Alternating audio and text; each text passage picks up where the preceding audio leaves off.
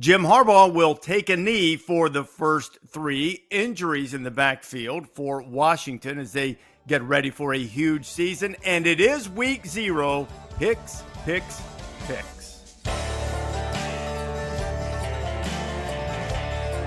This is the College Game Day podcast for Friday, August 25th. Rece Davis and Pete Thamel with you, and pleased to be joined, as we will be weekly on the College Game Day podcast, by the great Stanford Steve, who's also going to be with us on Game Day on the road every week. Steve, your plate is full these days. In addition to trying to save Stanford football, your career, meanwhile, is on a rocket ship to the moon right now. Well, this is good because this is going to be one of my first things in the week. So I'm a big appetizer guy, as you can see, Rece. So this will be a good appetizer every week before we get to the main course and we build up to that 5-course meal for sure. He's talking meals, Pete. I think he's familiar with the Race for the Ribeye concept. And you can't come on this podcast if you have some type of unhealthy aversion to consuming copious amounts of red meat, which I believe in. I think it's good for you. Mm-hmm. Absolutely. I was wondering if we do a rankings of places we go to as the season goes. That's a great idea. I'm all in on that. I'll even drink milk like Jim Harbaugh to keep in the spirit of it with my steak. Probably not. You know, Harbaugh, as we've all seen, drank a whole lot of milk. A wholesome young man growing up, enhanced his growth, he believes, and still believes in the virtues of milk. And perhaps he'll enjoy a nice cold milk during the first 3 games while he sits out a self-imposed 3-game ban stemming from the dispute that he has with the NCAA over alleged violations during the lockdowns and whether you could do various recruiting visits. Jim does not strike me as the type of guy who is going to just waltz in there and admit to something that he does not believe he did. Can't get inside his mind. Don't know if he believes he did anything wrong or not, but clearly they're at odds. So what do you make of this self-imposed 3-game ban to start the season, which is basically Michigan's exhibition schedule? So I think 2 things are interesting here spinning this forward. Well, he can still coach practice, so this really doesn't matter for this season, right? The team will be shaped. He just won't be there to call inside zone on game day or tell them to call inside zone on game day or whatever it is, right? He doesn't call the plays. But he won't actually be on the headset orchestrating it, but it's going to look and feel very similar because of his practice component. That my interest in this is twofold. One, does the NFL become more attractive because inherently this portends he's going to have to sit out early next season? And then 2, they play Texas in the Big House week 2 next year, which is essentially next. And I haven't looked at the 24 schedule this close, but I believe that's probably the Alabama, Texas of next season, right? Michigan, Texas, 2 big brands, 2 big stadiums. So you would think if the 4 game got rejected by the Committee on Infractions, you would think he may be facing more than that, which would mean he'd have to miss. They open with Fresno and they'd miss week 2. So instead of sort of suffering through an infractions process, does he jump at an NFL job? Maybe he obviously interviewed deep the last 2 years at Minnesota, which was on signing day.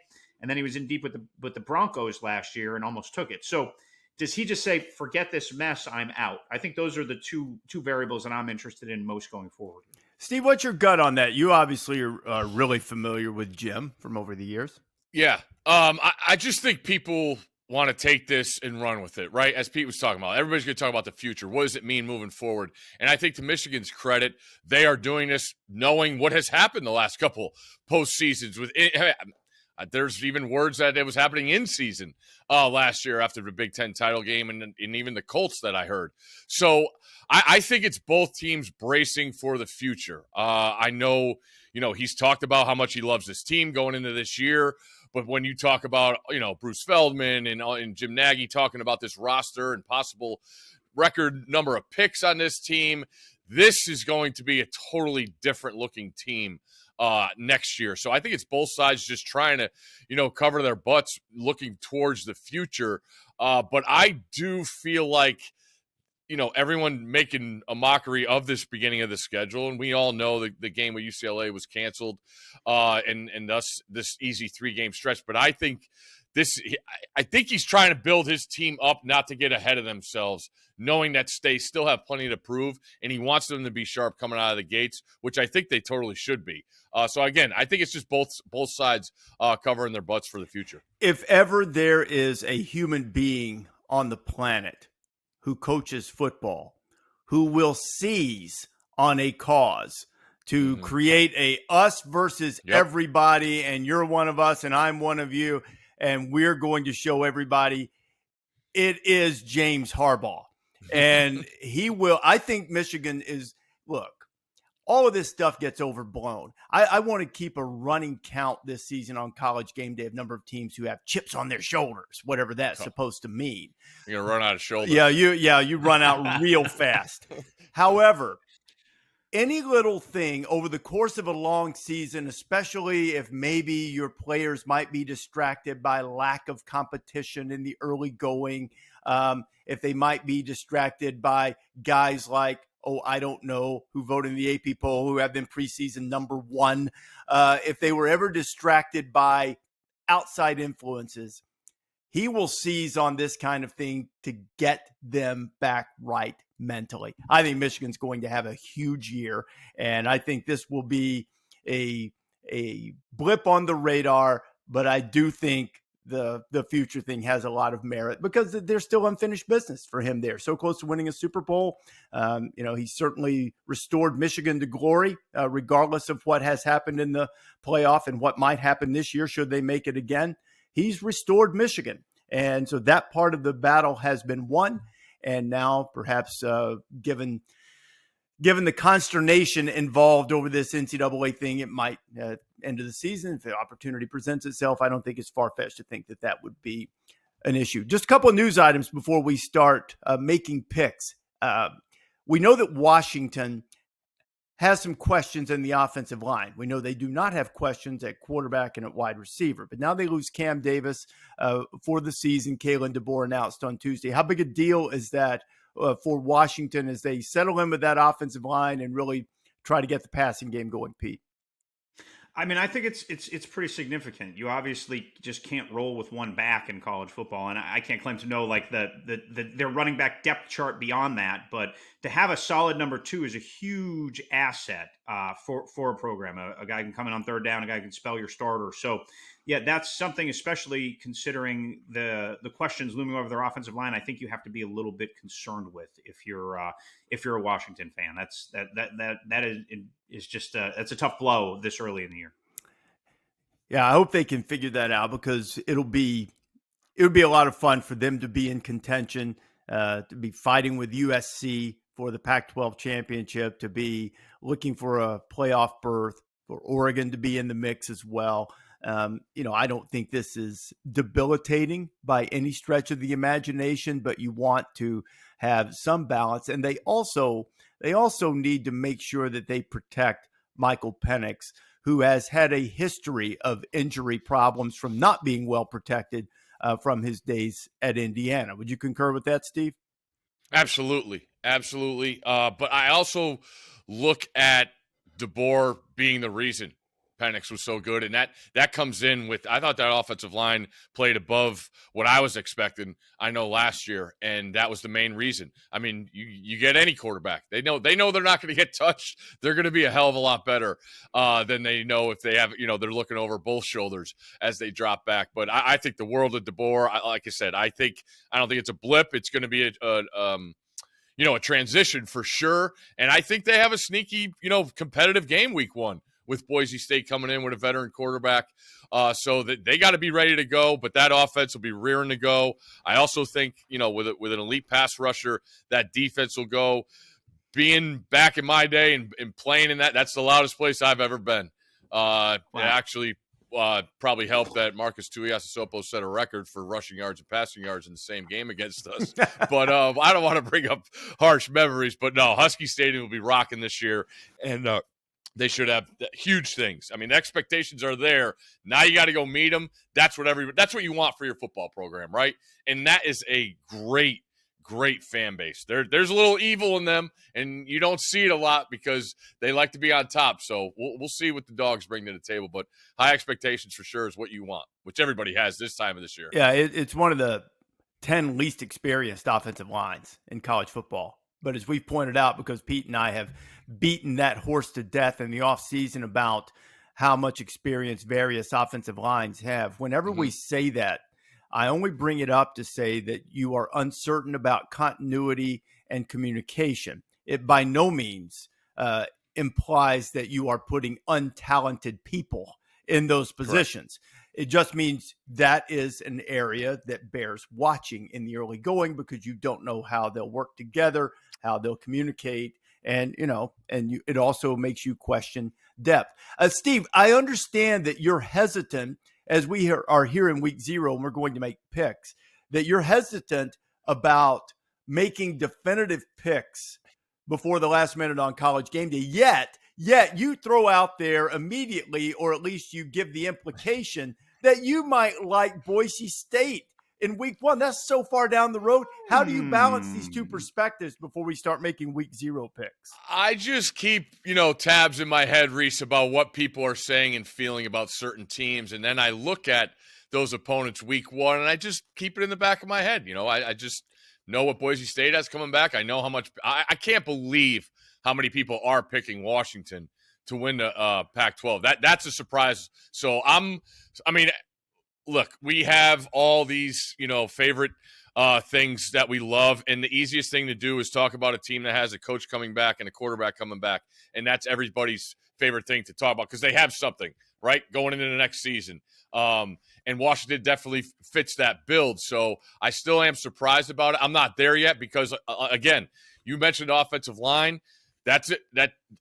Michigan State's going to be a better team than they were last year. Let's promise people that. And going to East Lansing is not going to be easy also a couple weeks later. So a lot of proving to do. And, I might have taken a look at the number and just said that's a lot of points to be getting. What is the number? It makes you think. I think it's over around 17. Ooh, that is. Well, you are joining a podcast that are charter members of the Taylor Green fan club. The Boise quarterback, who's a big old horse from Texas, and is hard to drag down, explosive with his legs, and the kind of guy that can make 3rd and 4 disappear, which you have to do on the road amid that crowd that you mentioned. Hey, Taylor, as our producer, can you get control of your people there? If I were sitting on the desk, I'd be giving them the nonverbals. You fellas are getting ahead of yourselves here. We've got a whole slate of week 0 games here, and they're breaking down Boise State, Washington. Doesn't that just show the hunger and the passion for the lack of discipline? This is an undisciplined podcast. I was going to say we got to buckle it up here. This is not even week 0 yet. We got to tighten it up. Steve, the unofficial subtitle of this podcast is talkative and undisciplined. But we really should be a little more disciplined with week 0 in the offing. And I wouldn't say that there are a ton of high-profile games, but that is certainly not going to stop us from picking them against the number, which is not any type of violation, since none of us play for Iowa or Iowa State. And I probably shouldn't make that joke, but I just did. Too late. All right, Taylor, what do you got? What do you got with some picks here? Give us the pick, give us a number, and give us the order of who you'd like to make the selection. All right, fellas, this is the race for the ribeye. The stakes are stakes. It's week 0. And Pete, I got to say, if you win this contest, you need to hold your co-hosts accountable to get your stake, because Bill Connolly won last season. I don't believe he's cashed in on his stake yet. So there's a plan. There's a plan to find the finest establishment in Columbia, Missouri, and Rece and I are going to get him a nice gift certificate. The 3 of us were just not united in the same place, but we will pay our debts. Yes. Okay. We will pay our debts, especially now that we have a gambling connoisseur on the podcast. He probably knows people who can break knees with lead pipes. So we're going to make sure all debts are smooth and paid. Are we going to get in trouble on this podcast? Because when Ryan McGee sat in for you, he made some reference to UMass basketball coach Frank Martin and the mob. It was it was in jest. Obviously, I want to say, to keep us out of any legal hot water. Now you're bringing up things like that. I don't want to run afoul of anyone. That's why we pay our debts. We won't run afoul. We will. There you go. Mafia Jason podcast. All right. So for our first game here, we've got Navy and Notre Dame across the pond in Dublin, the most notable game on the slate. Notre Dame, a 21-point favorite. Let's go Rece, Pete, Steve. I think that historically, Navy has played Notre Dame tough. We know the difficulties they've had. We've known, I think, was it last year, the year before? Yeah, it was last year that Notre Dame seemingly had the game salted away and Navy came roaring back. If anyone understands how to defend that version of the triple option, it would probably be Notre Dame. They've seen it so often. I think Notre Dame is a ton better than Navy, but 21 is too much for me to lay in a game in Europe, unfamiliar surroundings, working the kinks out, week early start. Some changes certainly for Notre Dame. Even though I think Sam Hartman's going to be very good, it's a different offense. I'm going to say that Navy loses the game decisively, but stays just inside the number. Well, I will agree with you on the Navy pick. I think this is going to be a fun game because you got new Navy coach Brian Newberry, you have a new OC in Grant Chestnut, and you have a kitchen sink mentality that they're going to come with, right? They are going to go there completely unafraid. And it looks like they're going to start Ty Lavatai at quarterback, who's a veteran who started a bunch over the years there for Navy. He's maybe a more solid and consistent guy. They have some younger guys on the roster who have a little bit more juice. Navy is going to have a chance to come in and I don't think they're going to run the traditional triple with the new OC that they hired. I think it's just going to look a little different. Now, option football is really changing right now because you can't cut anymore. The schemes are all going to go. So Notre Dame's defense walks out on the field. They're going to have to be ready for a completely different kind of offense. And that's scary. That can take you a couple series to settle in on and stop. And obviously, coming the other way, I think it's going to take Notre Dame's offense with a new coordinator, Jared Parker, a little bit of time to settle in. Now, can Notre Dame eventually win this game by riding behind those tackles? Yes, absolutely.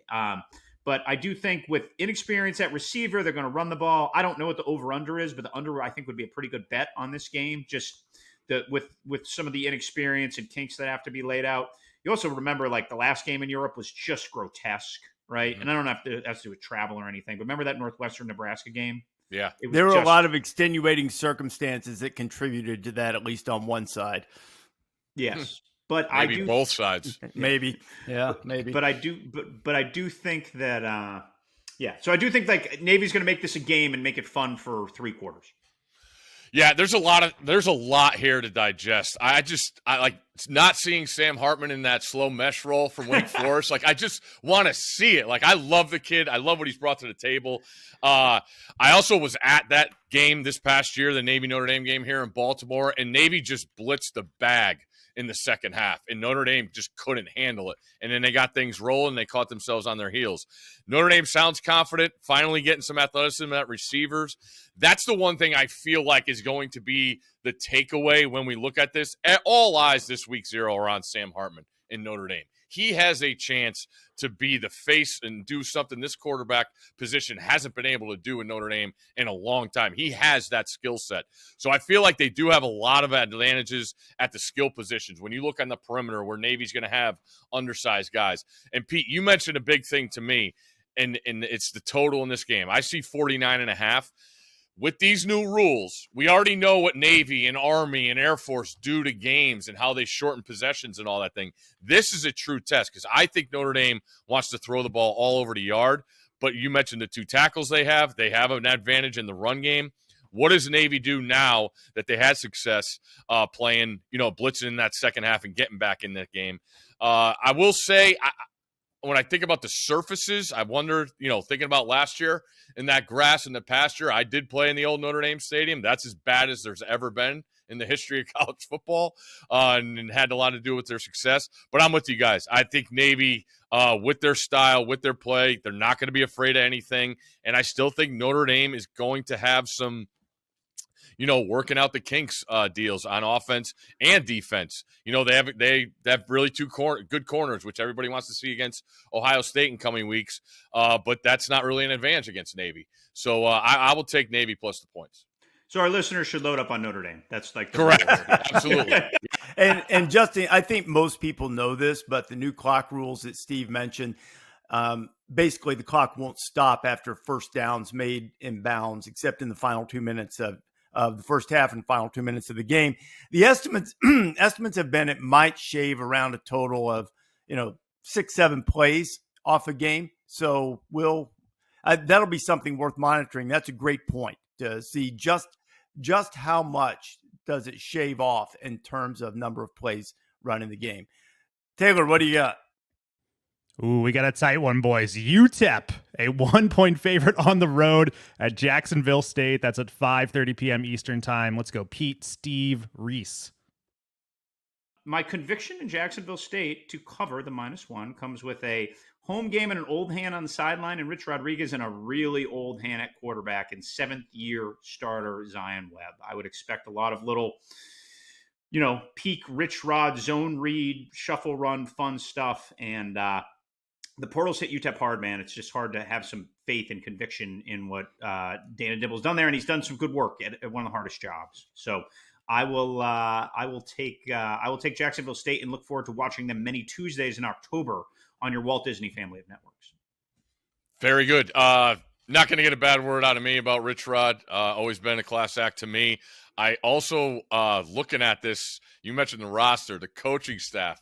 I mean, the fact that old coach Trickett is back on the sidelines, give me all of the Jacksonville State. Like, I want that so much. Like, those guys, you talk about guys that just love ball and just really want to do the best. They're going to find, you mentioned the portal, finding opportunities for guys, being at Jacksonville State, making this jump.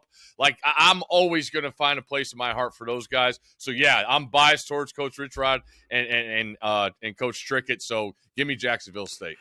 I'm with you guys for most of the same reasons. And also because, look, he built a really good FCS program there. And now they're making the transition up. And it's their first year in the transition, I believe. A lot of places have them picked to finish last in Conference USA. But, we saw James Madison have some early success in the transition. And I think you might see at least, maybe not to that degree, but at least some success from them. I'll go with Jacksonville State. The Gamecocks over the University of Texas intercepted Paso, which was a problem last year, by the way, with they had like a dozen turnovers. We got possibly the best game on the board here. Ohio at San Diego State. San Diego State, a 2.5-point favorite. That is at 7 p.m. Eastern. Let's go, Steve, Rece, Pete. I'm going to go with the Aztecs. They really improved things. They were abysmal to start the year, but they moved Lindley to offensive coordinator, who's their former quarterback. Their quarterback goes for, I think it was 2,000 yards in the final eight and change games. Action going out west. Not sure how that's going to transpire, but I'm confident. I think San Diego State has a legit shot. They got a brutal out of conference starting with this game. UCLA, I think Oregon State also on the schedule, but I think the Aztecs will be up for it in this one. I'm going to lay the points and take the Aztecs. That's my inclination, but with the MAC Offensive Player of the Year coming back, and every now and then the MAC finds a way to surprise. Maybe it's just a contrarian pick, but I'm going to go with Curtis Rourke and the Bobcats, who I believe the authority Pete Thamel just recently broke, has been named the starting quarterback. Is that correct, Pete? You did break that?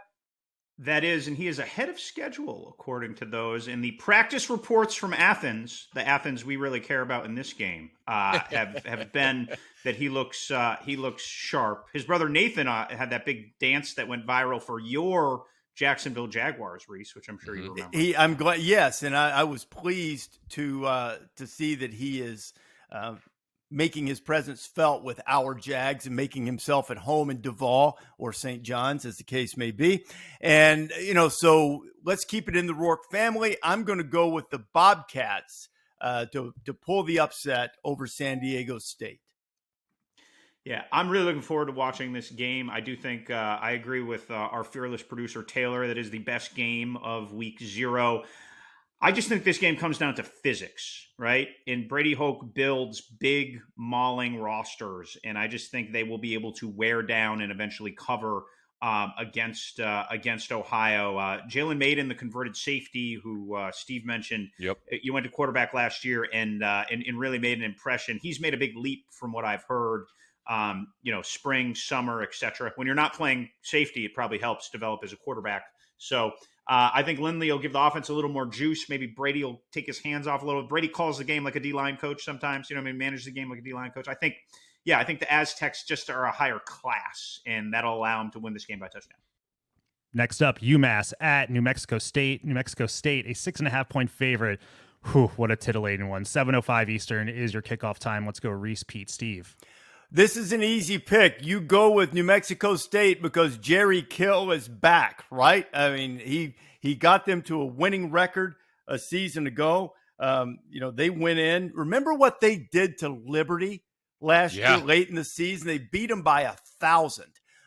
So I think this is, I'm no gambling expert. I think this is pretty easy money to take the Aggies against one of the struggling teams at the highest level of college football, and you have New Mexico State.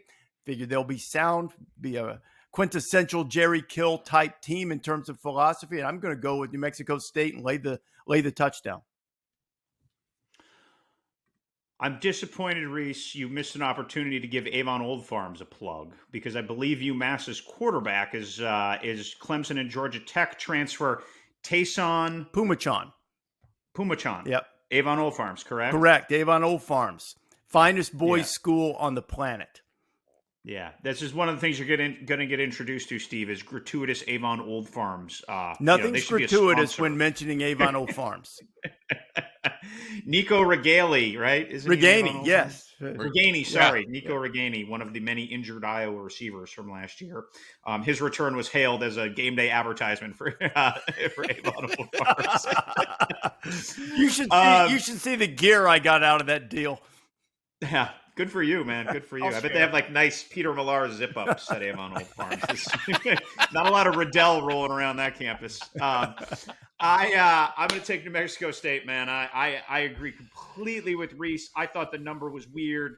This is our ESPN primetime game. I'm going to be dialed in on it, but I just think Jerry Kill literally made a miracle last year. The guy knows how to manage a roster. Yep. They have a great defense. Nate Dreiling, the DC, is one of the better young DCs in the country. I just think I will believe UMass can score when they score, and they haven't scored in like 5 years. So I hope Tayshaun can work some magic, but I'm going to believe it when I see it. Yeah, E1, 7:00. Herbie and Fowler got this one? I hope so. I think they might still be warming up, but I don't know. I'm not sure about that. I'm just checking. The travel here, Las Cruces. I think UMass might be in a possible look-ahead spot as they go to Auburn in week 1. So, Coach Don Brown, love him. But I'm with you guys. I'm taking the Aggies at home. What Jerry Kill did last year. I mean, just going back and thinking about, I watched it a couple of days, just the press conference, playing Minnesota and everybody trying to get him, just not taking the bait, being a class act. I appreciate the guy so much. Easy guy to root for. Aggies minus the points. Hawaii headed to Nashville facing Vanderbilt. Vanderbilt a 17.5-point favorite. That's at 7:30 p.m. Eastern time. Let's go Pete, Steve, Rece.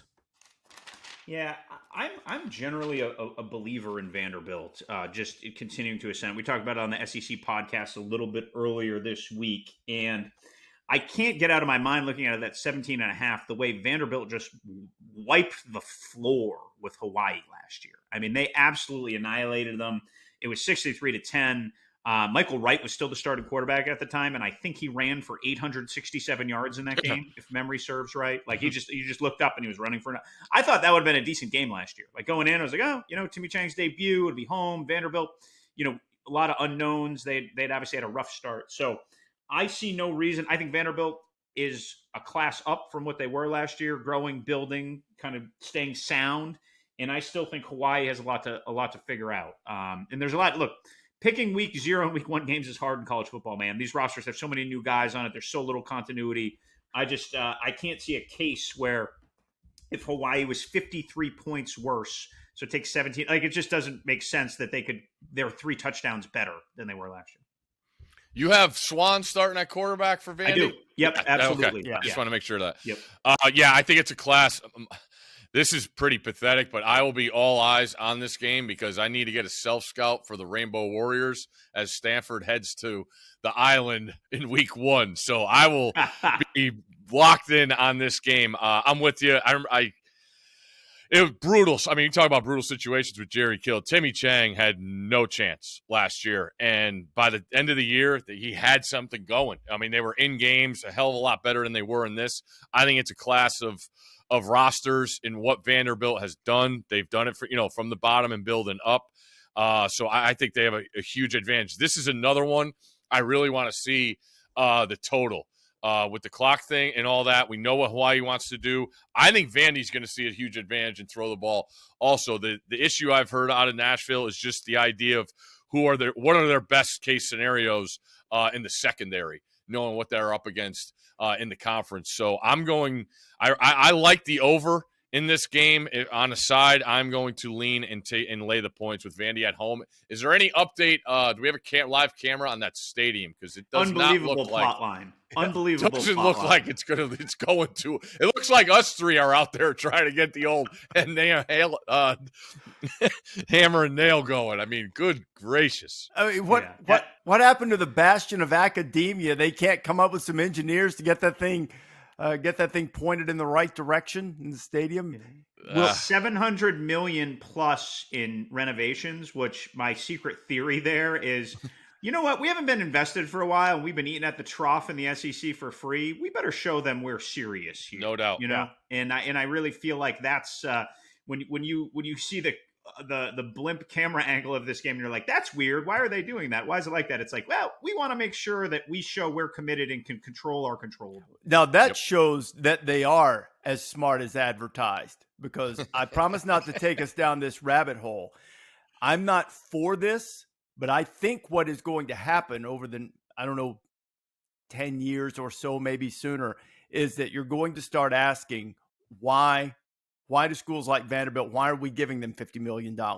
Indiana, Rutgers, people who aren't maybe that attractive. Why do they get a cut of this? And maybe that's the next round of realignment. Now, I don't root for that because I'm a traditionalist and I like the nostalgia, but I think it's a great point, Pete. Vanderbilt maybe sees that coming down the road and they want to show that they're committed in football. They've certainly had great success in other sports, most notably baseball, but they want to show that they want to be in this. And, that's probably the best way to do it. Luckily, Steve contributed so much to the Stanford endowment that they can go to the ACC for free.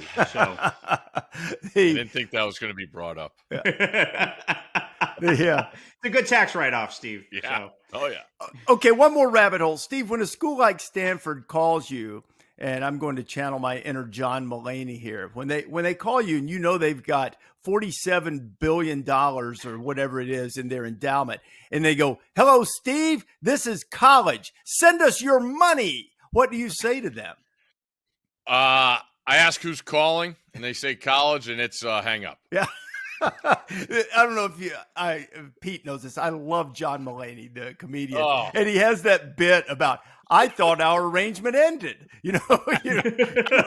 I paid you. There's a time limit on that one. He supposedly educated me. And then he goes into the whole thing about blacking out and partying, and I thought our arrangement had ended.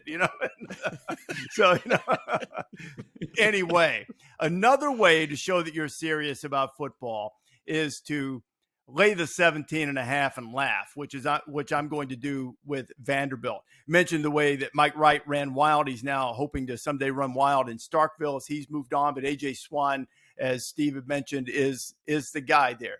We talked on the SEC preview podcast. They've got some dynamic receivers at Vanderbilt too. They've got some high-end speed guys.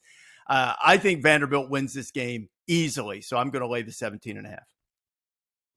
Next up, San Jose State at USC. USC, a 30.5-point favorite. That game kicks off at 8 p.m. Eastern. Only available on the Pac-12 network. Interesting business decision. Wonder if it will work out for them. Let's go, Steve, Reese, Pete. How about Taylor coming in with the one-liner and the people's elbow?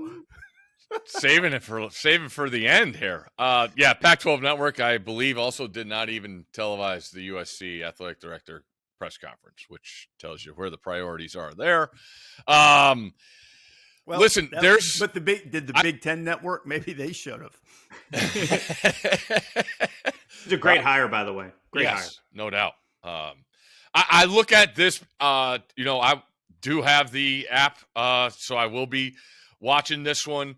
I'm one of the few, but there's a lot for me to see. I want to see USC. That he made Lincoln's made a big stink, or a lot of mentions about how his time when he was with the team last year was mostly with the offense because there was so much going on with the program, and that when he was there, that's what he needed to do. And now he said he's taken more time and looking at the defense. You look at what they've done through the portal and getting guys that, are coming from big schools, but as far as difference makers, we'll see now that they're going to line up, every week with enormous expectations. Not worried about the offense.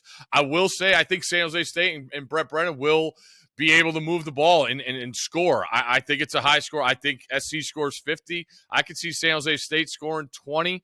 I like the over in this game. Cordero's a proven quarterback. We mentioned Hawaii. That's where he came from. Showed improvements last year. I'm going to take San Jose State plus the 30.5.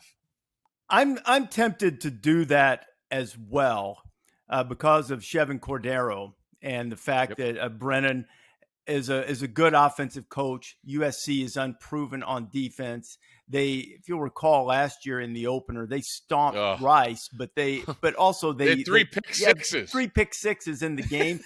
I believe there's going to be a regression to the mean in terms of those turnovers. I mean, they're plus 22 last year, and then they scored on a ton of them, and not just in that Rice game. I think they'll be better on defense.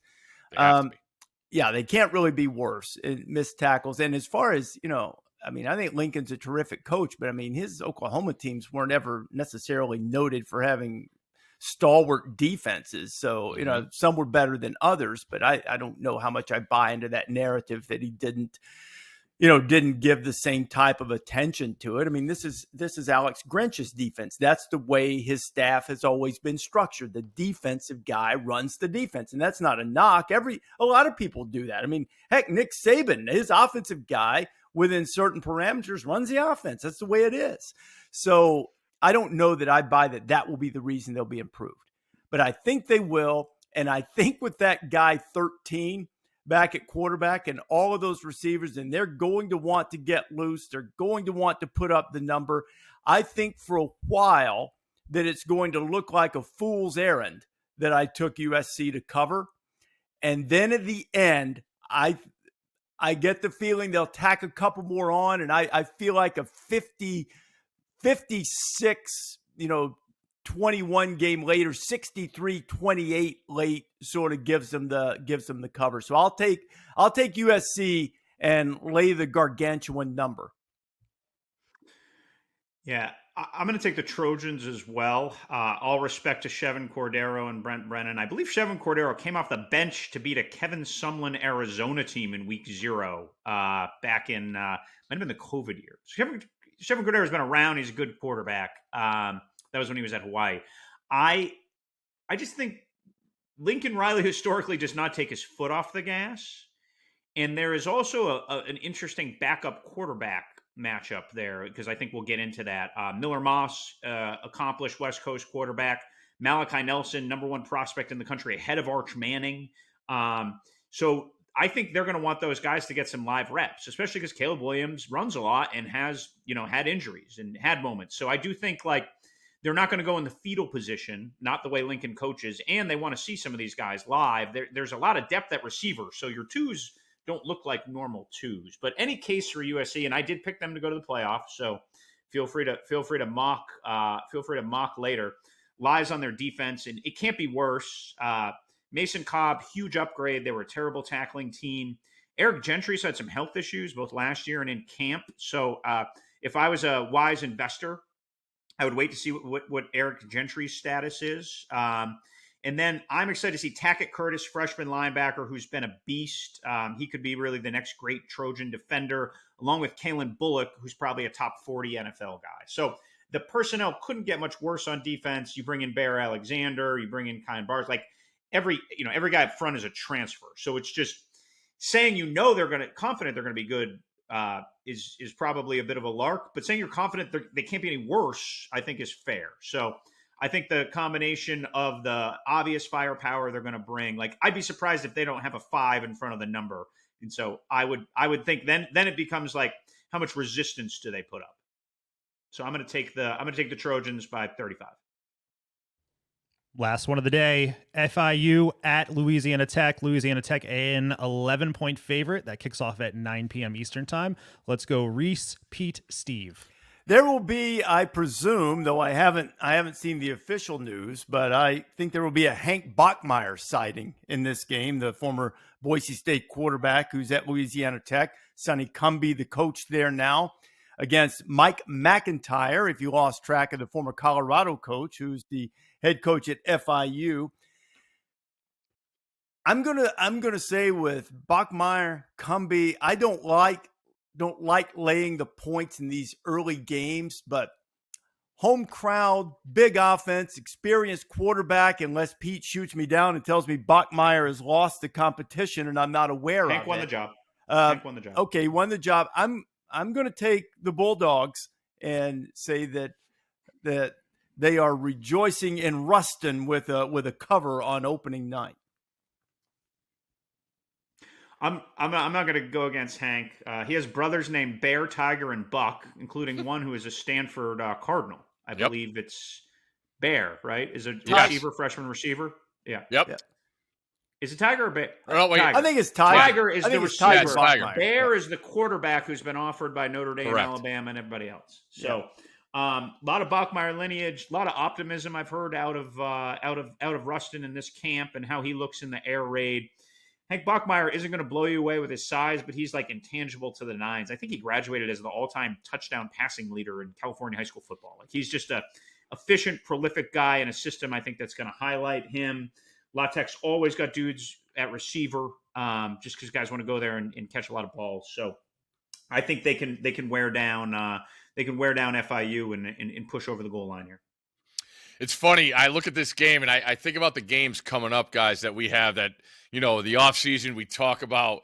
It feels like these matchups of Louisiana, South, Houston, Texas against the state of Florida, when we got LSU going to Orlando to play Florida State, A&M going to Miami, like who has the worst humidity and who's going to be the better conditioned team? Like this is hot beyond hot. And now that it's in Ruston, I saw Bachmeier won the job. I haven't dove in all the way on FIU. I saw the Miami Vice uniforms coming out. I don't think they're wearing them this game blindly, just to maybe try and catch one in the standings. I'm going to go opposite. I'm going to take the points with the Panthers. You think they can go into Joe IA Stadium and waltz out with a cover, do you? Just a little, just keep it closer to the number. We're not asking for a big upset. Just hang in there. That's all. And the thing is, what I'm really fired up about is the text chain that will be going on during the FIU Louisiana Tech game. And I don't even mean the typical chop busting over you pick this team, haha, they're getting beat. It's going to be us talking about watching football, which is correct, which is going to be big fun. Perfect. And I actually have an engagement that night, so I'm actually going to record that and then go back and watch it from the start. No spoilers. No, he's already put it out there, Pete. No spoilers. All right. No, I don't. No, that's a spoiler exception. If you want to let me know that old Hank has spun the magic bean and Louisiana Tech has an early touchdown, I'm good. I'll be good. I'll be good with that. It's just Hank being Hank. Reece. Yeah. Boys, that was fun. Good picks there. Hopefully. Remember, kids at home, this is purely for entertainment purposes. So it's a great David Letterman once said, please, no wagering. unless that's what you like to do for fun. Steve, it's been great, man. Enjoy having you on. Look forward to this being a weekly occurrence, and also very excited about you joining the College Game Day crew on the road every Saturday morning. Have you had a look at what your setup is going to be yet? There's been a lot of debate about this, and I've been involved in this to some degree. I'm still getting over the look of our director, Iliano Rece. With the shit. Last time he was working on Van Pelt show, he had hair and regular frame glasses, and now he's gone shaved head and orange frame glasses. Like, I don't know. That seems like very, very optimistic play for the former Orangeman that he is. Yeah, I will say this about him. I admire his steadfastness, because he was with Billis and me on basketball, and I really hadn't worked with him that much over the years until then. And we gave him untold amounts of grief about the orange specs. So I wondered when he moved over to join us this year in football, I thought, I wonder if he will ditch the orange glasses. No, he did not. No, I saw. The orange glasses live on. I do expect him to be more buttoned up from his previous successor, Mr. Perez. Well, I'll just go out on a limb and say that. That's all. No, hey, let me tell you something. That guy, Rodney Perez, is who we're talking about, a legendary of all director legends of College Game Day. You know what? Pete loves it when we go story time with Uncle Rece right here. We were doing a bit years ago on campus at UCLA. Rodney Perez, great director, was the director for the College Game Day basketball show. This is the Billis in the tuxedo, Billis red carpet, in a tuxedo, right? coming in a red carpet type thing. Well, some of the people at UCLA, not official administration people, but just on campus type people, started getting upset because the carpet was red, because more closely aligned with USC. And so the guy started telling Rodney, and Billis standing there being helpful as ever, of course, saying, we don't allow red on this campus. So, it has to be a blue carpet. And Billis said, that car's red. That guy's wearing a red shirt. Meanwhile, the guy and Rodney are still arguing, with Billis finding breaks in the conversation to chime in and go, there goes a red car. Oh, look, that person has red hair, just kind of making it worse and worse and worse. And the guy keeps saying, you can't put down this red carpet, to which Rodney Perez then responded, you do not dictate content to ESPN. And that became a catchphrase. And virtually every Saturday morning for all the years that I worked with Rodney, one of us would say to the other one, let's dictate some content, brother. Here we go. Oh, so good. He's a beauty. And Joe will do great. We look forward to having him on as well. So, all right, boys, nicely done. Thank you for listening to the Week 0 edition of the College Game Day podcast. Thanks for downloading it. If you haven't seen the Kirby Smart interview yet, it's still out there on YouTube. Look back at a previous episode. Great half-hour talk with the top dog at Georgia. You can download this podcast wherever it is you prefer to get your podcast. We'll talk next week.